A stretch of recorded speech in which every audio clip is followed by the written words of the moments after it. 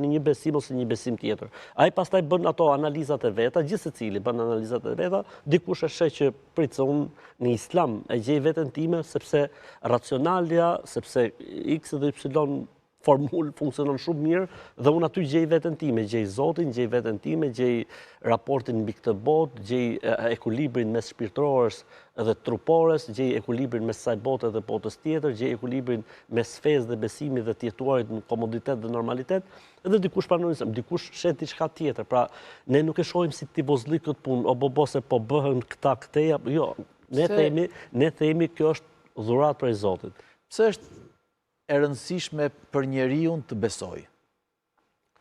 Atëherë vim tek një pyetje më esenciale se sa kjo. Ne dhe kjo botë e cila ekziston në saj të kujt? Rastësisë, aksidentit, apo ekziston në saj të një arsye shumë të fortë, në saj të një krijuesi? Nuk janë të përjashtuara as dy opsionet e para. Momentalisht, në moment, po kur e analizon është e pamundur që rastësia të sjellë mrekulli.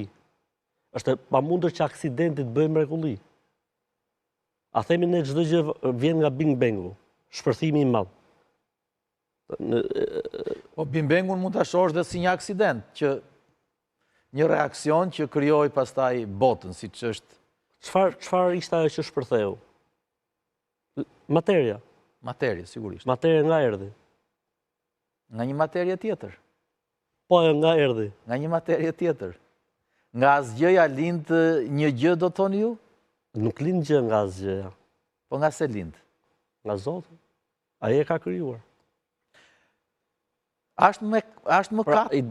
Ideja kush është? Ideja është nëse ne pozicionohemi përballë ekzistencës me një krijues, atëherë duhet të krijojmë raportin me të.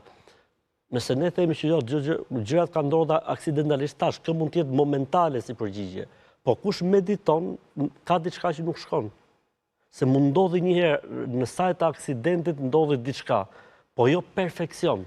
Universi është perfekcion. Dakor, ti qëndrojmë linjës tuaj të argumentimit. Zotin kush e krijoi? Zotin kush e krijoi? Po t'ishte i krijuar nuk ishte më Zot. Po t'ishte i krijuar nuk ishte më Zot. Po nga lindi? Është absolut, ai nuk ka lindje, nuk ka datë fillimi. Për këtë arsye quhet Zot. Atë do shkoshim tek ajo që tham rrethi vicioz, po Zotin kush e solli? Shkojmë tek ajo, pastaj pula vezën apo veza pulën. A është mëkat të mos besosh? A di që ja kanë gjetë përgjigjen kësaj apo jo? Cila është përgjigja? Pula përpara. Pula? Po gjeli ku ishte në momentin kur ishte pula? Po gjeli dhe pula bëhet fjalë të dy bashkë, burrë e gru. Shkojmë tek Eva dhe Adami. A është mëkat të mos besosh? Varet nga mënyra se si njeriu analizon gjën. Pra, nëse njeriu shkon drejt bindjes se nuk kemi të bëjmë me rastësi, as aksident, po kemi të bëjmë me një krijues, është mëkat mos besojë në krijues. E nëse njeriu pastaj është kjo pjesa e ateizmit që thotë aksidentalisht ka ndodhur. Jo domosdoshmërisht ateizmi, mund mos jesh ateist. Mund të jesh agnostik. Pra, beson Zotin, po s'beson fetë. Po, edhe kjo ndodh. Edhe të tillë ka. Po, për këtë arsye tash varet nga kapaciteti dhe varet nga meditimi dhe varet nga mënyra se si njeriu e percepton gjën. Pra gjithë ideja është jemi nga rastësia apo jemi nga krijuesi. Nëse themi jemi nga rastësia dhe aksidenti, atëherë njeriu e ka shumë të thjesht mos të ketë raporte.